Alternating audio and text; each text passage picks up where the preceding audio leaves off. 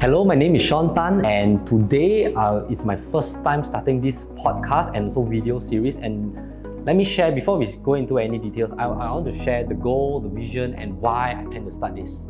Okay, so I realized there's a gap here in Malaysia and in Asia generally, where that a lot of people want to reach out and learn more about digital marketing, learn more about stocks, learn more about trading, property, and all that, but there's not an actual platform for people to go and get free content. And it's free, free content. So there's so many like gurus out there, courses, webinars, seminar, where you go there and you don't actually get any value. You just go there, you listen for like 30 minutes all the way to 1 hour, and it's just a full-on sales pitch. And at the end of the webinar, they force you to buy a 997 course or 1,000 or 10K course or whatever, like a really, really hefty amount, and you're not really sure how good the content is from the course itself. So what me and my team here plan to do is that, okay, we want to consistently, say on a weekly basis, film content, produce content, and distribute it on like all the social media channels, whether it's Facebook, Instagram, YouTube, SoundCloud, Spotify. Yeah, that's our plan. Okay, so today I'll just be sharing a little bit about myself and how we plan to do this moving forward. Okay, so a little bit about myself. I'm from Puchong, and this year I'm 23 years old. And let's fast forward back to high school, how I started this whole passion of digital marketing, e-commerce, and running businesses. So during high school, I used to always want to stand out a little bit different. I want to do business. I want to earn money, okay? Basically that. But I didn't know how. So what I did was, okay, back then Google and all that was not that up to date with all the content, as like it's very, very hard to find valuable content on business itself or even entrepreneurship. So what I did was, okay, every single weekend I'll follow my parents, I'll go to the mall. And when I go to the mall, I don't go and see clothing, shoes or whatnot. I'll go to the bookshop and I'll sit there for 4 to 5 hours straight and digest their content for free. Why I don't buy the books? Because I wasn't like brought up in an extremely wealthy family or whatnot. Both of my parents are working in Malaysia Airlines, and they are doing okay, quite well. But still, back then, with the current pocket money I got, I couldn't like afford to buy one book for 200 ringgit or 150 ringgit because it's really expensive. So I sat in a bookstore, I read. So the first book I ever bought was like this book called Rich Dad Poor Dad, and it was like really like totally changed my life back then. Yes, some of you might argue like the content in there is quite general, quite brief. It doesn't really go in depth. It's just like a fictional story. Yes, but it sparked like my whole mental mindset was like built. Okay, in the whole world there are like 4 different quadrants. There's like employee, there's like self-employed, there's like investor, and then there's business owner. So every single person choose which path they want to go to. So I was like, okay, this is so interesting. So most people always go on the employee path, which is not wrong. But for me, I wanted to do something different because I really wanted to like enjoy life in a different way. So I said, okay, let me try maybe the investor or business quadrant. So I started really, really reading and digesting all of Robert Kiyosaki's book. But at the end of the day, I felt like, okay, it's still very much fluff and all, because it's all theories and motivation and just like pumping you up. But okay, now I want to learn things which is more solid, where I can actually apply in the real world. So what I did was like, okay, let me try stock investment, stock trading. So when I was in high school, Form 4, Form 5, I totally just like SPM exams. I was like, screw this, this is not what I want to do in the future. I'm going to just focus in the future. So that way, I could actually get a head start. Like in high school, I was already preparing. So during the site, when people were like studying, I was like in the back, I was like reading all those books underneath my desk, because even the teacher wouldn't allow you to do that. They want you to be like focus on the curricular, right? So I started reading on stocks. So I took John Bogle's ETF books.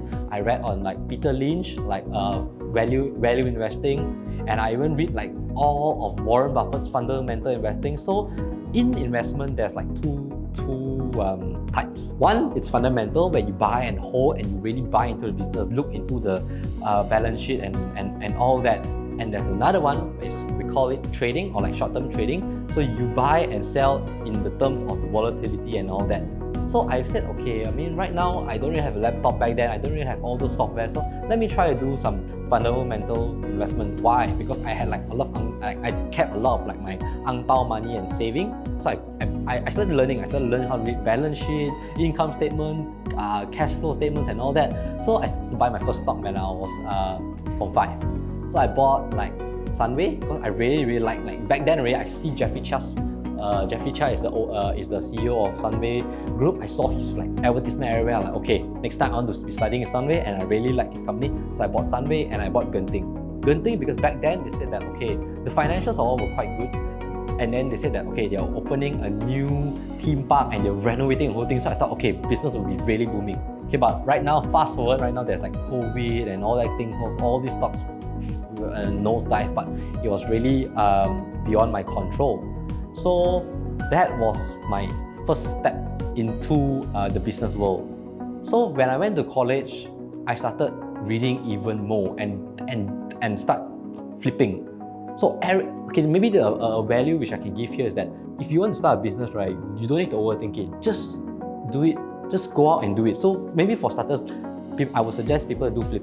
So what you do means, let's say I have this phone, and let's say this is a second-hand phone, and I don't need it right, because I am probably getting a new phone. So you should just go on Lazada, Shopee, Carousel, Muda, or even Laoyat forums, and just list your product there for affordable or decent price. And you'll never know. Usually when I list electronic goods, within seconds or minutes, if your price is acceptable, people will just immediately be crazy and buy your product. Okay, so I really suggest all of you to, if you want to start doing e-commerce, you want to start the business, start flipping. How I did back then was way like ghetto. I would follow my parents to the like convenience store. I will buy like loom bands. Back then it was like loom bands. I bought like for like 1 or 2 ringgit and I sell them back at 20 ringgit per box.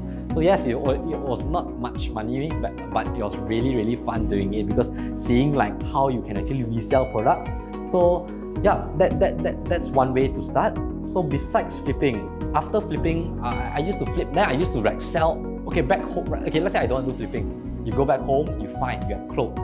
Whether you're a girl, guy, or what, you can just like find your old electronic goods. If you're a female, you can find like, or even guys, you can just find all your used clothes, jeans, hats, or whatnot, and just list them online at a very like low price or affordable price. People will definitely want your product, because selling second-hand goods is really hot right now in the market. So okay, after flipping, I said okay, now I want to do something more sustainable, something which I can scale to like greater heights.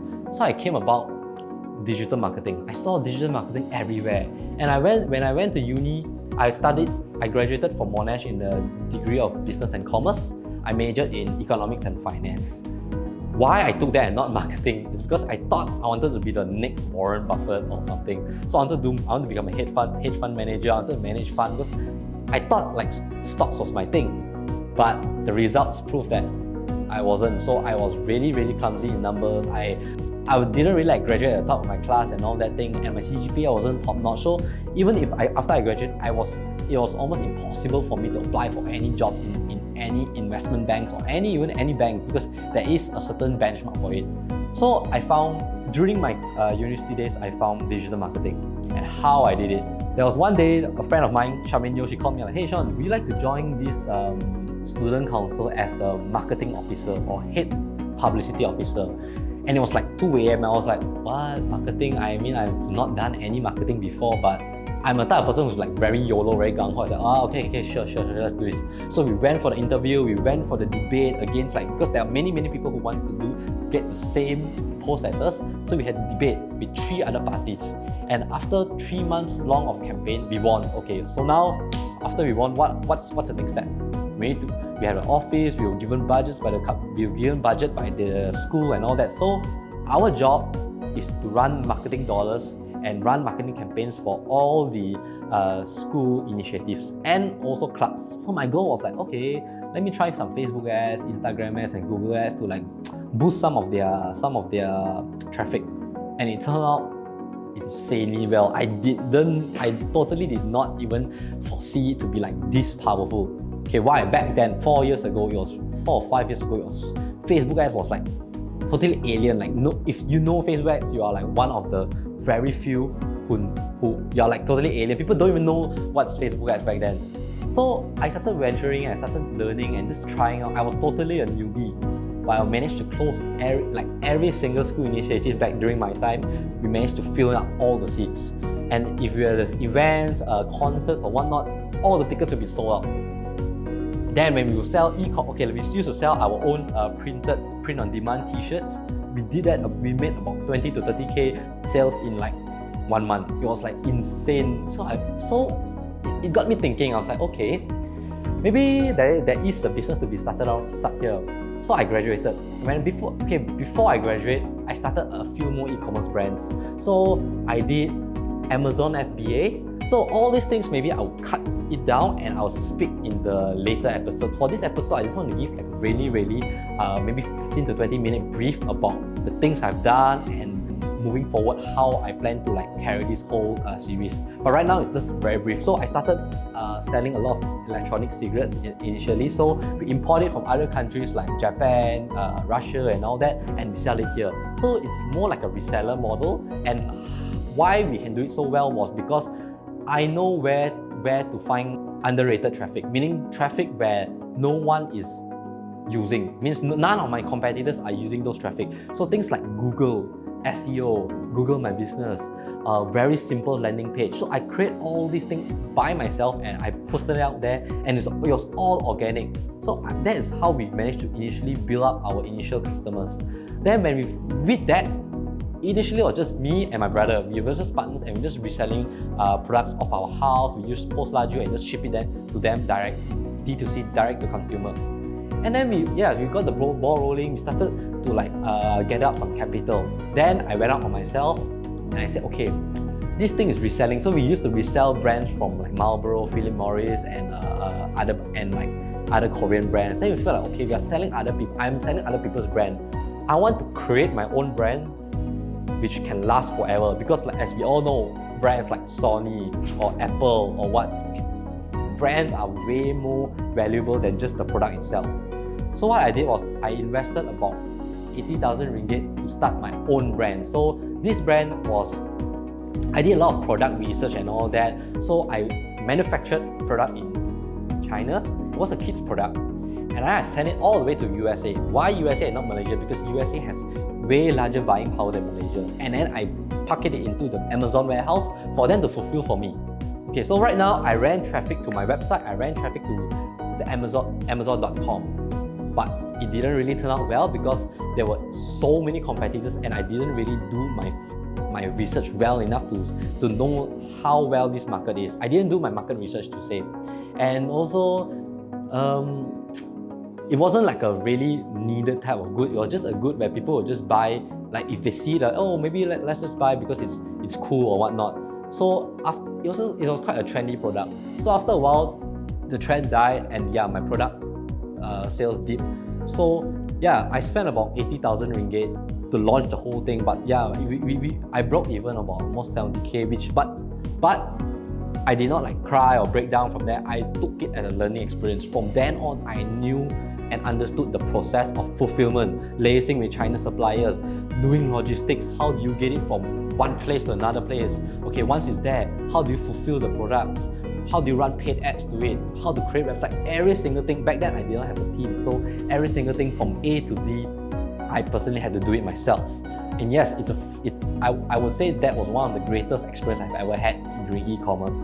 So that's one of my first failures. Then moving on from that, I said, okay, how about I do marketing for other companies? That right now I know the tricks, the skills and the hacks to do marketing. Okay, so I one day came across my current partner. His name's Eric Tai. He said like, hey Sean, I see that you're really, really hungry and really, really driven. Let me try and empower you. So he has this whole agency. It's a 3-floor agency here in Setia Walk, and right now it's our office. So he said like back then, 3 years ago, he said, Sean, would you like to come in and freelance for me and run some of our ad campaigns? And I was like, okay, sure, let's do it. But it wasn't so much about the money back then. It was more about the learning experience, because right back then it was so hard to get someone to say, to give you an opportunity. Yes, you will be able to go out to agencies like in Malaysia. There are so many big agencies out there, or small boutique ones.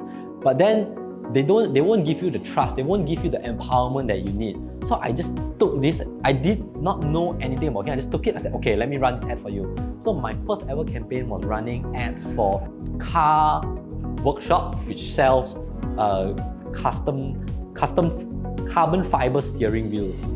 So we managed to get, I managed to get about 500 customers coming in inquiring about the carbon fiber steering wheels for almost like less than 1,000 ringgit, and it totally blew like the whole sales team's mind. Or like, wow, the power of Facebook and Instagram ads is extremely overwhelmed, like extremely crazy.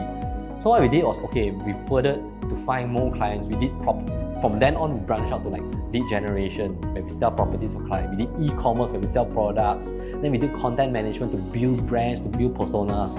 So from then on, we said like, okay, let's just start a full-fledged agency doing A to Z services. So yeah, that's how I initially started my agency. There were a lot of other small things along the way, where I'll definitely cover in like the future episodes, but that is the whole gist of it.